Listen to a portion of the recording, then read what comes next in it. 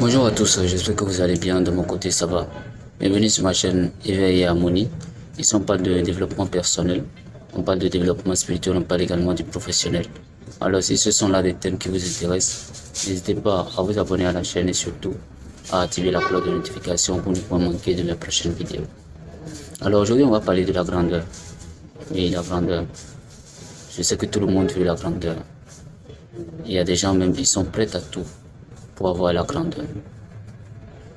Tout le monde veut être public, tout le monde veut être reconnu dans le monde. Et s'il faut même faire tout et n'importe quoi pour l'avoir, on est prêt à le faire. Sauf que la grandeur dont nous voulons tous, est-ce que vous savez que ça vient avec ses difficultés?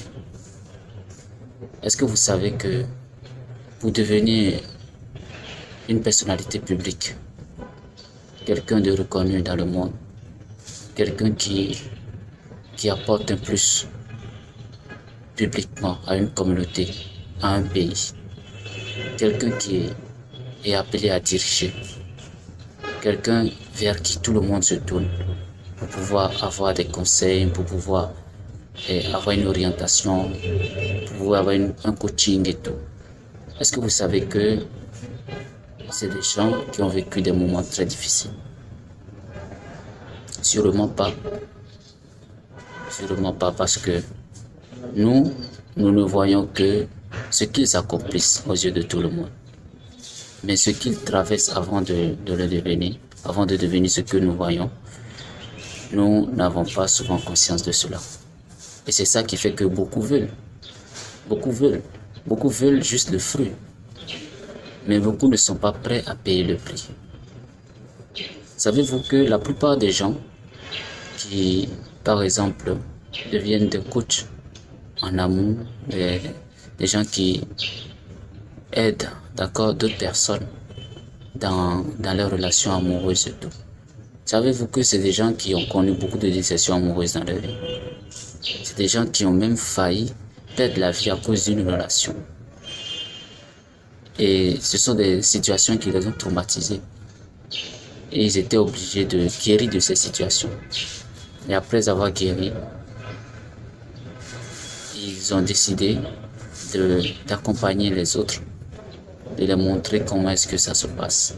Est-ce que vous savez que la plupart des gens qui deviennent, par exemple, coach, d'accord, dans les finances et tout autre domaine, c'est des gens qui ont connu beaucoup de difficultés financières.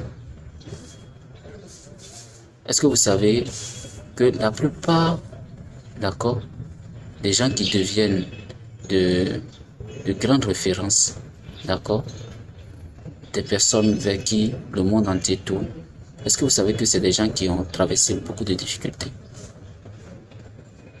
Sûrement pas. Parce que c'est la finalité, tout le monde voit. Mais le parcours, personne ne voit. Maintenant, je vais vous donner juste un exemple, d'accord, qui montre que la plupart de ceux que nous admirons publiquement ont traversé beaucoup de difficultés. Vous connaissez tous Nelson Mandela et l'ex-président de son âme de l'Afrique du Sud. Vous savez combien de temps il a fait en prison? Il a fait 27 ans en prison. Pour des choses qu'il n'a pas commises, des crimes qu'il n'a pas vraiment commis. Juste parce qu'il a dit la vérité.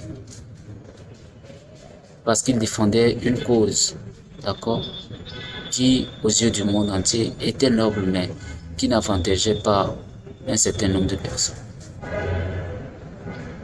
Et s'il est redevenu président, après sa sortie de la prison, c'est justement parce que les gens ont vu en lui un modèle. Parce que malgré qu'il était resté en prison et tout, il est ressorti. Il est resté droit dans ses bottes. Il a continué par dire la vérité. Il n'a pas dit non, il s'est pas dit non parce que j'ai fait la prison. Voilà, je ne veux plus me mêler de la scène politique, non. Il est resté campé sur sa position. C'est juste pour dire que lorsqu'on cherche la grandeur, il faut savoir qu'il y a forcément une difficulté à côté qu'il faut affronter. C'est d'ailleurs logique. Comment est-ce que vous voulez devenir par exemple coach dans les finances si vous n'avez jamais connu des difficultés financières? Vous allez me dire, vous avez suivi des formations et tout. Mais ça ne suffit pas. De toutes les façons, quelqu'un, d'accord, qui coach dans les finances, d'accord, qui n'a jamais connu les difficultés financières, il va vous coacher. Mais c'est selon ce que lui, il a appris avec quelqu'un d'autre. Mais quelqu'un qui a vécu les situations difficiles, qui a tout fait pour s'en sortir et qui vous coach, il va vous dire exactement comment ça se passe. Donc il y a une différence entre quelqu'un qui a vécu une scène, quelqu'un qui s'est formé à travers les expériences et quelqu'un qui est allé se former auprès de quelqu'un d'autre. Même en amour, c'est pareil.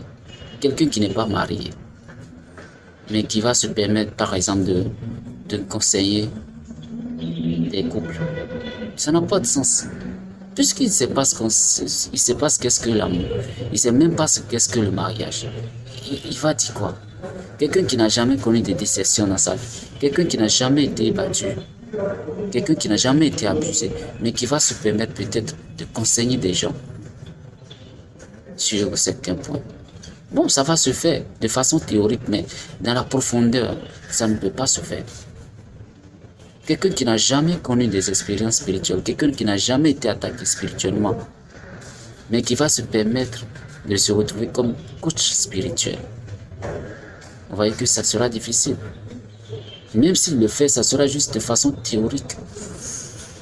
Je ne sais pas si vous avez déjà rencontré quelqu'un qui vous a dit quelque chose de précis sur votre vie. Je ne sais pas si vous avez déjà rencontré des gens comme ça.